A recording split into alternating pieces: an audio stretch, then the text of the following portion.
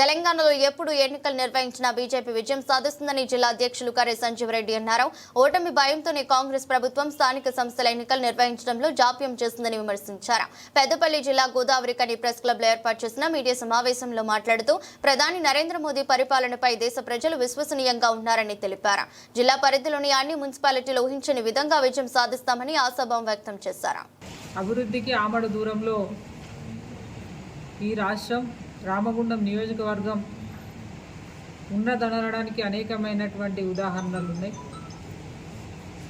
ఇవాళ ఎప్పుడైనా కూడా పంచాయతీ ఎన్నికలు కావచ్చు, లోకల్ బాడీస్కి సంబంధించినటువంటి ఎంపీటీసీ, జెడ్పీటీసీ, కార్పొరేషన్కి సంబంధించిన ఎన్నికలు ఒక 6 నెలల సమయం ఉన్నదన్నప్పుడే దానికి సంబంధించినటువంటి ఒక ప్రణాళిక ప్రభుత్వాలు ఏర్పాటు చేసుకుంటాయి.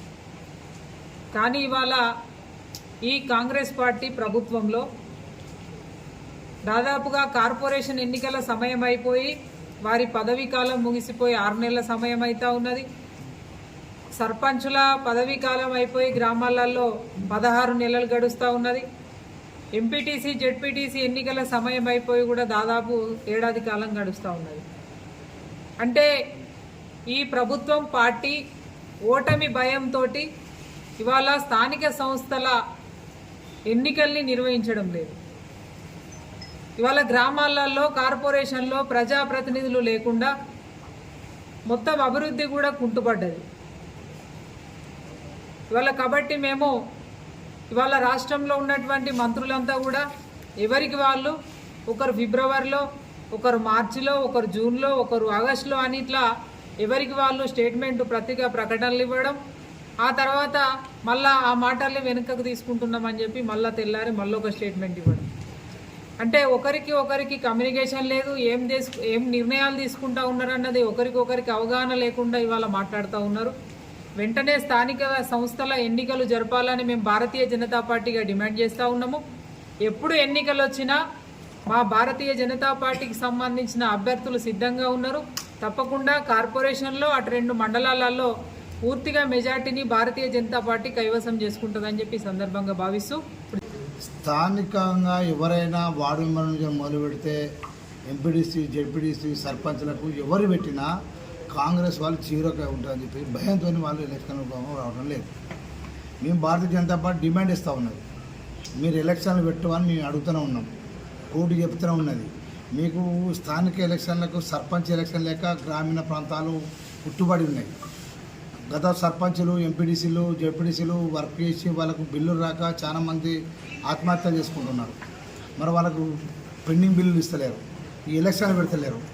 ఏమనంటే ముఖ్యమంత్రి ఏమంటుండు, మమ్మల్ని ఎవరు నమ్ముతలేడు, ఢిల్లీలో మాకు ఎవరు అపాయింట్మెంట్ ఇస్తలేడు, మాకు అప్పు ఎవడు ఇస్తలేడు అని ఒక ముఖ్యమంత్రి ఊర్ల భాష మాట్లాడుతాడు. ఎవడైతే ఊర్లలో పునాస పంట వేసుకుంటే వడ్లకు కానీ జొన్లకు కానీ పైసలు ఇస్తలేరు, బాగిస్తారని చెప్పినట్టు ముఖ్యమంత్రి స్థాయి నుండి ఒక కార్యకర్త లెక్క మాట్లాడడం ఎంతవరకు సంబంధించిన విషయం అని చెప్పి నేను కాంగ్రెస్ ప్రభుత్వాన్ని అడుగుతా ఉన్నాను. ఎవరు ఇస్తలేనప్పుడు చేత కాకపోతే నువ్వు దిగు, చేత కాకపోతే నువ్వు కాంగ్రెస్ ముఖ్యమంత్రి దిగితే భారతీయ జనతా పార్టీ ఏం చేయాలని ఆలోచిస్తుంది, రైతులకు ఏం చేయాలని ఆలోచిస్తుంది.